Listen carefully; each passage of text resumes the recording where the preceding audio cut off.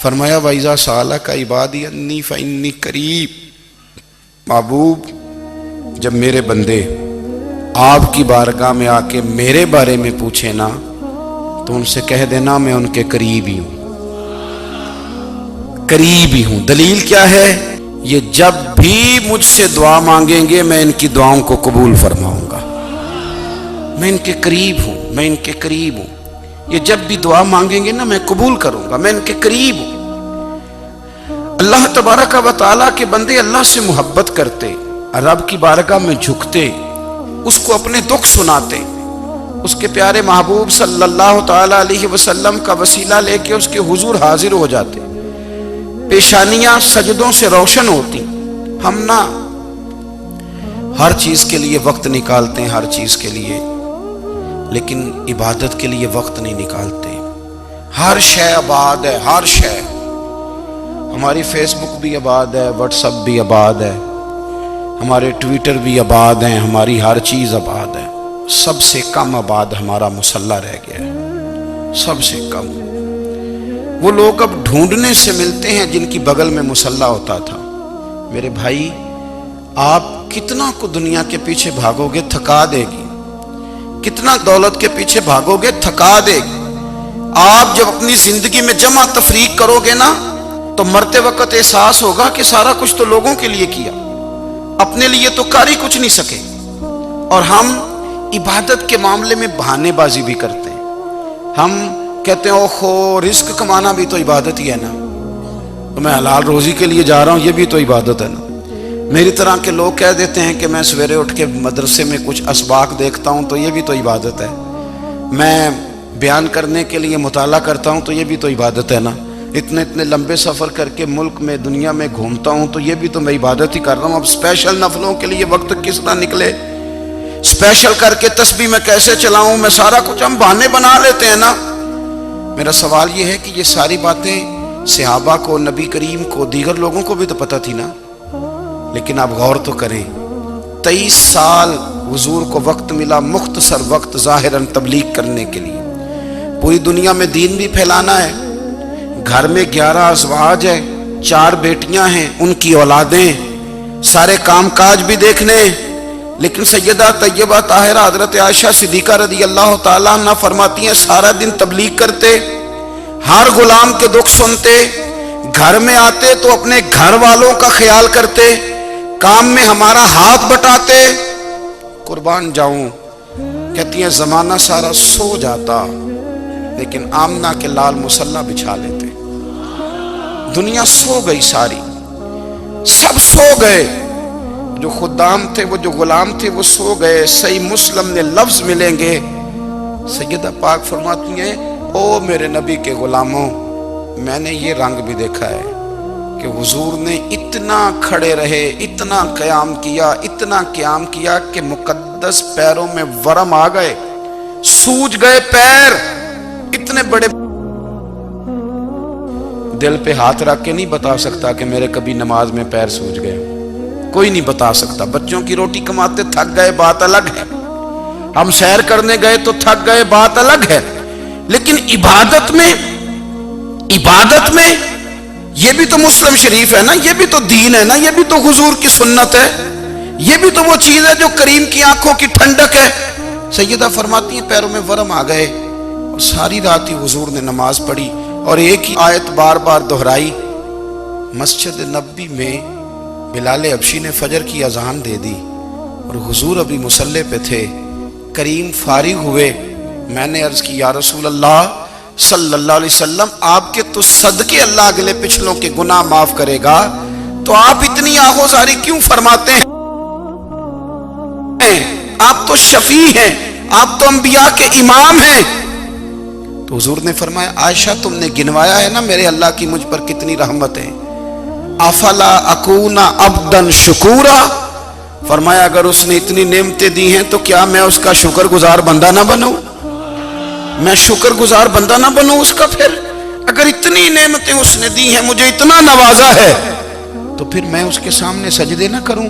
او میرے بھائی، بڑے قابل فخر لوگ ہیں ہم کہ ہم نبی پاک کے غلام ہیں، ہم قابل فخر ہیں کہ نبی کریم کے غلام ہیں، کیا کبھی اس غلامی کے شکرانے میں بھی 2 نفل پڑھے کہ یا اللہ تیرا شکر ہے تو نے ہمیں حضور کا غلام بنایا ہے؟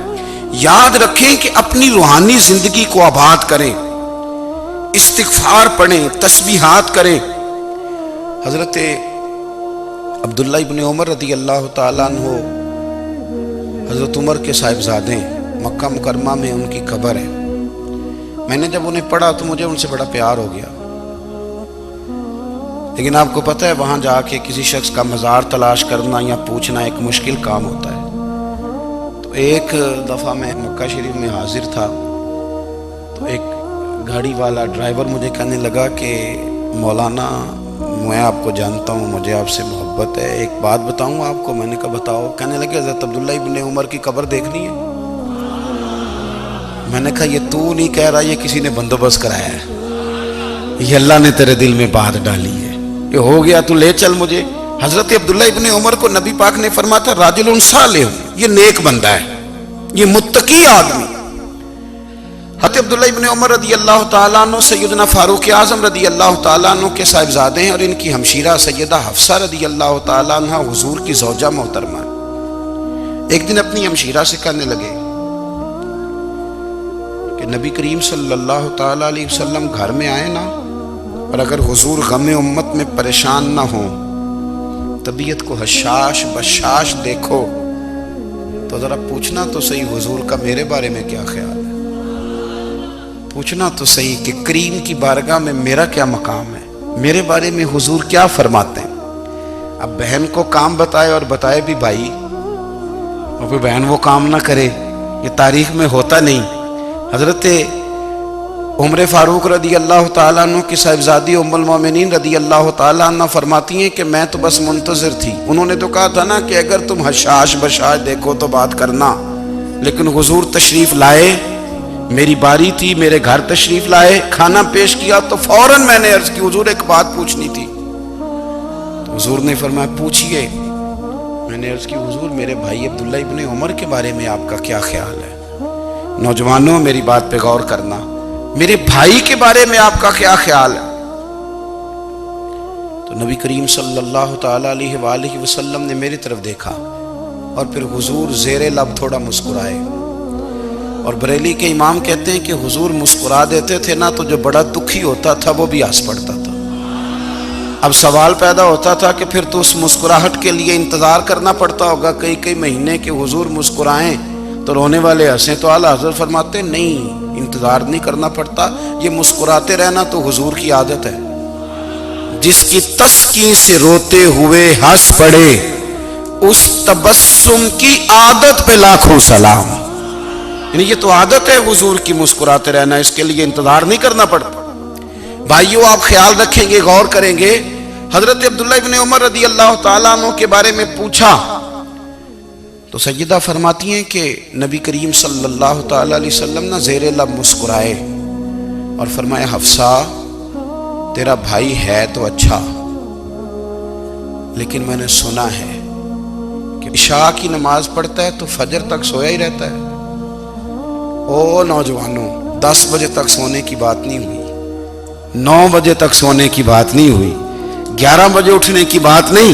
حضور فرمانے لگے میں نے سنا ہے کہ عشاء کی نماز پڑھ کے سو جاتا ہے اور فجر تک سویا ہی رہتا ہے، اسے چاہیے کہ تہجد کے وقت اٹھا کرے، اللہ کی بارگاہ میں حاضر ہوا کرے، آہوزاری کرے، سجدے کرے، عبادت کرے، اٹھتا ہے اور فجر میں جا کے اٹھتا ہے۔ حضرت جناب حفصہ رضی اللہ تعالیٰ عنہ کہتی ہے میں نے جناب عبداللہ ابن عمر کو پیغام دیا اور میں نے کہا میرے جوان بھائی سن۔ نبی پاک نے فرمایا ہے تو اچھا پر تہجد میں نہیں اٹھتا، نفل نہیں پڑھتا۔ او میری ملت کے جوانوں، مزہ نہیں آ جاتا جب ساری دنیا سوئی ہو، ساری دنیا، اور بستر بھی گرم ہو اور نیند بھی پورا غلبہ کر رہی ہو، اور اچانک گھنٹی بجے دماغ میں، آنکھ کھلے، گھڑی پہ نظر پڑے، 3:30 4 بجے کا پیغام گھڑی بتائے، اور کوئی چڑھتی جوانی والا اٹھ کے وضو کرے، اور جب وہ مصلی کھول کے بچھائے تو مدینے والے محبوب کہتے ہیں کہ ہر نماز پہ رب ثواب دیتا ہے، اور جو اٹھ کے تہجد کی نماز پڑھے اسے دیکھ کے تو رب مسکراتا ہے، جو اس کی شان کے لائق ہے، جو اس کی شان کے لائق، وہ مسکراتا ہے، خوش ہوتا ہے کہ میرا بندہ تہجد میں اٹھ گیا، وہ مسکراتا ہے۔ کاش ہماری صبحیں کبھی اپنے مالک کے نام ہو جائیں، کاش کہ صبح حضرت ابو الحسن رحمت اللہ تعالیٰ علیہ حضرت معاذ ابن جبل رضی اللہ تعالیٰ عنہ کے پاس بیٹھا کرتے تھے، فرماتے ہیں ان سے جو پیار بڑھا تو پھر میرا مصلی سے بھی بڑھ گیا۔ تابعی ہیں، فرماتے ہیں صحابی رسول سے محبت ہوئی تو ذکر سے بھی ہو گئی، پھر درود شریف سے بھی ہو گئی، محبت ان سے بڑھی تو پھر اللہ نے مسجد کا پیار بھی بڑھا دیا۔ آپ فرماتے ہیں کہ میری ہر وقت بھی یہ چاہتی تھی کہ بس اللہ اللہ کروں، بس اللہ اللہ کروں، بس نہ میں ذرا تھوڑی جان چھڑاؤں لوگوں سے، کوئی 10 منٹ ملے تو میں کچھ 4 نفل پڑھ لوں، میں تھوڑا سا نہ بچوں لوگوں سے، اور مجھے تسبیح ملے تو میں نہ کچھ 400-500 دفعہ استغفار پڑھوں، سبحان اللہ، الحمدللہ، اللہ اکبر، لا حول ولا قوت الا باللہ، میں نہ تسبیحات پڑھوں۔ فرماتے ہیں کہ بچے تھے گھر میں 6-7، غربت تھی، کام ملتا کوئی نہیں تھا، اور میں کام چور نہیں تھا، کام ڈھونڈتا تھا، پر اللہ کی قدرت کے کام نہیں ملتا تھا۔ فرماتے ہیں کہ میں نے ایک دن اپنی اہلیہ سے کہا کہ آج میں پھر جاتا ہوں کام ڈھونڈنے، تو میری بیوی بڑی فرما بردار تھی، پر اس دن نہ غربت کے ہاتھوں تنگ آ کے کہنے لگی آج نانا کوئی تو چیز لے کے آیا، تو مجھ سے بچوں کی بھوک نہیں دیکھی جاتی، یہ سب روگاں دا روگ محمد جس دا نام غریبی، کنڈ بلا کے لنگ جاندے نہیں دوست یار قریبی، آج نہ کچھ لے کے آیا تو میں بچے لے کے میکے چلی جاؤں گی۔ شیخ فرماتے ہیں کہ میں بڑا پریشان گھر سے نکلا، پر میں نے صبح سے لے کے زور تک کام ڈھونڈا، کام ملا کوئی نہیں، تو میرے دل میں خیال آیا چلو کام نہیں ملتا تو اللہ اللہ تو کرے نا، چلو بندوں کی مزدوری نہیں ملتی تو رب کریم کی عبادت ہی کرتے ہیں۔ فرماتے ہیں کہ میں نے نا فرات کے پانی سے وضو کیا، نہر کے، شدید دھوپ تھی، ساتھ ریت تھی اور ریت تپ رہی تھی، میں نے اپنا رومال وہیں مصلی کے طور پر بچھا لیا، اور فرماتے ہیں کہ زور سے لے کر عصر تک نماز پڑھی، دھوپ بھی پورے زور پہ، پر میرے سجدے کا ذوق بھی پورے زور پہ۔ فرماتے ہیں سورج بھی چمک رہا ہے اور رب کی عبادت کا ذوق بھی پورے زور پہ، میں سجدہ کروں تو پھر میرا اٹھانے کو جی نہ چاہے۔ میرے استاد لکھا کرتے تھے، یہ ان کا شعر ہے، وہ کہا کرتے تھے مجھے سوز دے، مجھے ساز دے، اور مجھے نیم شب کا نیاز دے، دم سجدہ خود کو میں توڑ دوں، مجھے ایسا ذوق نماز دے، اور میں تیری بہار کا پھول ہوں، میں کھلا بھی ہوں تو تیرے لیے، مجھے میری شاخ سے توڑ لے، مجھے اپنی زلف کا ناز دے۔ بھائی فرماتے ہیں کہ عصر تک میں نے نفل پڑھے، دل ڈھلنے لگا، عصر کی نماز پڑھی اور میں وہاں سے چلا۔ اب میں جب نکلنے لگا تو دل میں خیال آیا کہ چھوٹی چھوٹی دیواریں ہیں گھر کی، بغیر کچھ لیے جاؤں گا تو بیوی دور سے دیکھے گی تو شور کرے گی کہ پھر خالی ہاتھ آ گیا ہے۔ کہتے میں نے اپنے اسی رومال میں جس پہ میں نے نماز پڑھی تھی نا، رومال میں کی آخی دے پنجابی جسافہ کہتے ہیں، اسی میں نا میں نے کچھ ریت بھر لی کہ وہ دور سے دیکھے گی تو سمجھے گی کچھ لے کے آیا ہے، چلو جا کے اسے بتا دوں گا کہ آج پھر مزدوری نہیں ملی۔ کہتے ہیں وہ ریت لے کر جب میں گھر میں گیا تو پہلے بیوی دروازے پہ کھڑی ہوتی تھی، پوچھتی تھی خالی ہاتھ آ گئے ہو؟ آج میں نے دیکھا تو ہے ہی کوئی نہیں۔ فرماتے ہیں میں اندر داخل ہوا، سلام لیے، کونے میں میں نے وہ رومال رکھ دیا اور میں نے آواز دی کہ بھلی مانس کہاں ہو؟ تو وہ کہنے لگی آپ منہ ہاتھ دھو لیں، میں روٹی لے کے آئی۔ میں نے کہا روٹی کہاں سے آ گئی؟ یہاں تو کئی دنوں کے فاقے، تو کئی دنوں کی غربت ہے، یہاں تو اس گھر میں تو فقیری ہے۔ فرماتے ہیں کہ وہ روٹی لے کے آئی اور اس وقت کی جو موجودہ نعمتیں تھیں، سمجھ لیں سلاد، اچار، ہر چیز ساتھ لائی۔ میں نے کہا کہ بچے کہاں گئے؟ کہنے لگی وہ کھانا کھا کے کھیلنے گئے، آپ کھانا کھا لیں آ جاتے۔ کھانا اس نے چن دیا۔ میں نے حیرت انگیز لہجے میں ساری نعمتیں اپنے دسترخوان پہ دیکھ کر کے بیوی سے پوچھا یہ کہاں سے آیا کھانا؟ بچوں کو تو نے کہاں سے کھانا کھلایا؟ یہ سارا کچھ کیسا ہے؟ کہنے لگی پتہ نہیں آج آپ کس کریم کی مزدوری کرنے چلے گئے تھے۔ پتہ نہیں کس کریم کی میرے گھر میں تو اتنی نعمتیں آئی ہیں کہ مجھ سے سنبھالی نہیں جا رہی، اتنا اناج ہے، اتنا گندم ہے، کس کریم کے دروازے آج چلے گئے تھے؟ یہ کہتے کہتے وہ اٹھی اور اٹھ کر کے کہنے لگی پہلے ہی بڑا کچھ آیا تھا، اب کیا لے آئے ہو؟ اور جا کر کے نا اس نے وہ ریت والا رومال کھولا، کہنے لگے میں تو لے کے آیا تھا ریت، تو میرے رب نے اسے بھی سونے اور ہیرے بنا دیا تھا۔ جب آپ کی توجہ اللہ کی جانب، میرے نبی پاک صلی اللہ تعالی علیہ وسلم نے فرمایا ہر چیز اپنے رب سے مانگ، ہر چیز مانگ، ہر چیز مانگ۔ یا رسول اللہ کیا کچھ؟ میرے محبوب نے فرمایا تیرے گھر میں نمک بھی ختم ہو جائے تو وہ بھی اپنے رب سے مانگا کر، تو مانگنا وہ تجھے دے گا، تو اس کی بارگاہ میں کشکول طلب دراز تو کرنا۔ اور ترمذی شریف میں عجیب لفظ ہے، رسول کائنات نے فرمایا، رب کریم فرماتا ہے جب میرا بندہ ہاتھ اٹھاتا ہے نا تو مجھے حیا آتی ہے کہ میں خالی کیسے لوٹا دوں اس کے۔ اتنے بڑے بادشاہ کی بارگاہ میں دعا کی بڑی طاقت ہے۔ میرے نبی پاک نے فرمایا دعا مومن کا ہتھیار ہے، دعا مومن کا، دعا مومن کا۔